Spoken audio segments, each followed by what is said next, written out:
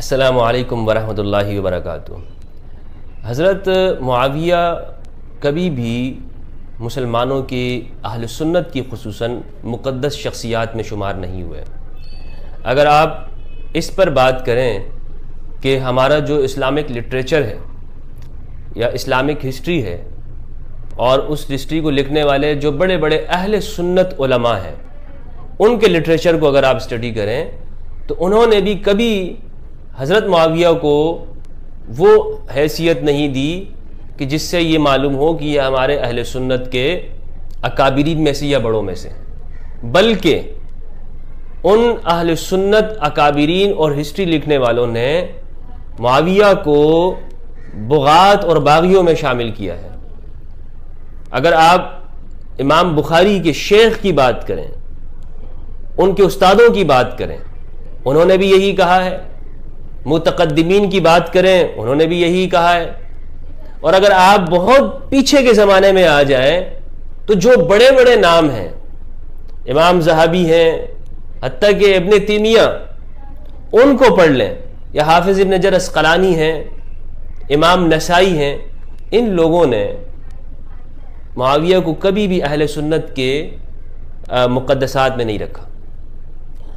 اگر آج یہ بات کہی جا رہی ہے کہ جی معاویہ کے بارے میں کوئی کہتا ہے کہ وہ ایسے ہیں یا ایسے ہیں، اس کے اوپر پرچہ کاٹ دیا جائے، تو میرے بھائی کل کو آپ یہ بھی کہہ سکتے ہیں کہ یزید بھی مقدسات اہل سنت میں سے ہیں۔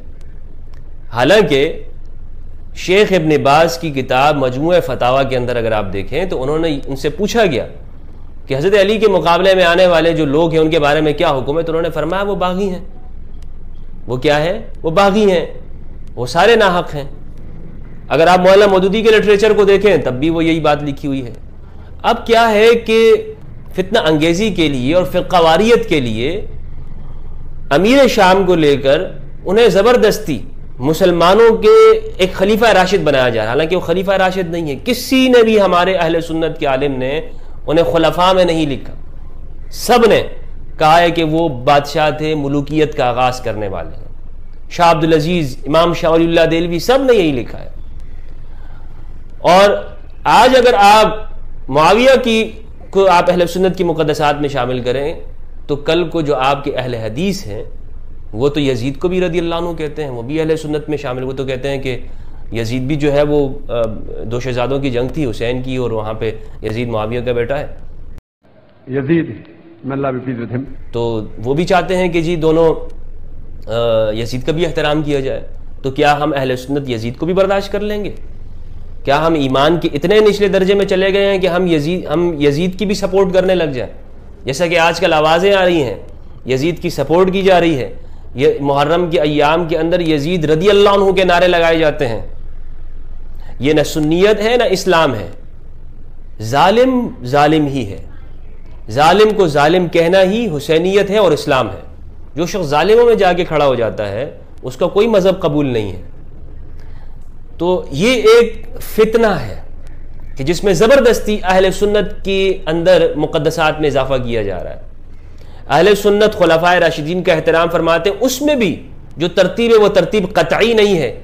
امام ابو حنیفہ کے نزدیک مولا علی حضرت عثمان سے افضل ہیں، بہت سارے صحابہ کرام حضرت ابو ہریرہ رضی اللہ تعالیٰ عنہ حضرت جعفر طیار کو افضل البشر بعد الانبیاء کہتے تھے۔ تو ترتیب بھی کوئی ایسی نہیں ہے کہ جس پر ہم قطعیت کی بات کریں کہ جی یہ ترتیب قطعی ہے۔ ہاں، اہل سنت کا شعار اور علامت یہ ہے کہ ہم خلفائے راشدین کی جو ترتیب خلافت ہے اس کو مانتے ہیں، لیکن کوئی اس کو اگر نہیں مانتا تو اسے ہم کافر نہیں کہتے۔ یہی ہمارا موقف تھا اور آج تک یہی چلا رہا تھا۔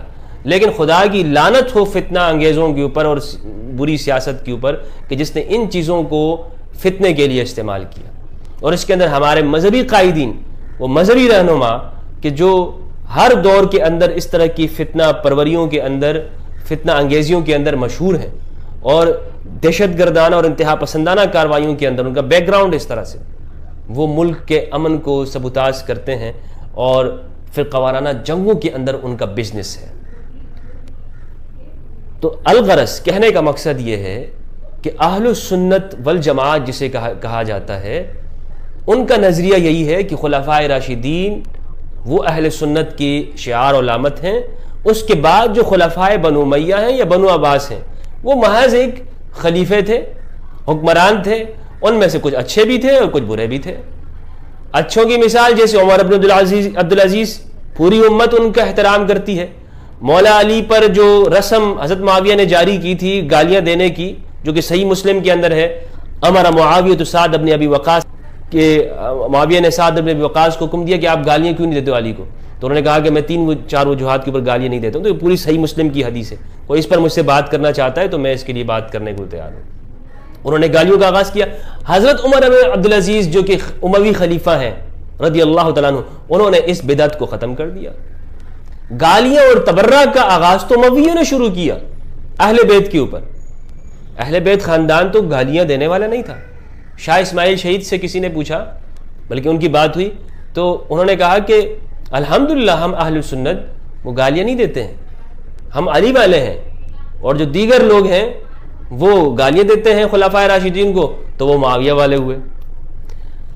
تو اہل سنت کا شعار اور طریقہ یہ ہے کہ ہم صحابہ کرام کی جو ہے وہ ان کا احترام کرتے ہیں، ان میں سے کسی کی بے ادبی نہیں کرتے، لیکن ظالم کو ہم صحابیت میں شامل نہیں کرتے ہیں۔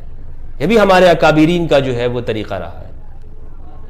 اللہ تعالی ہم سب کو حق سچ سمجھنے کی توفیق عطا فرمائے اور سچائی کو پہچاننے کی توفیق دے۔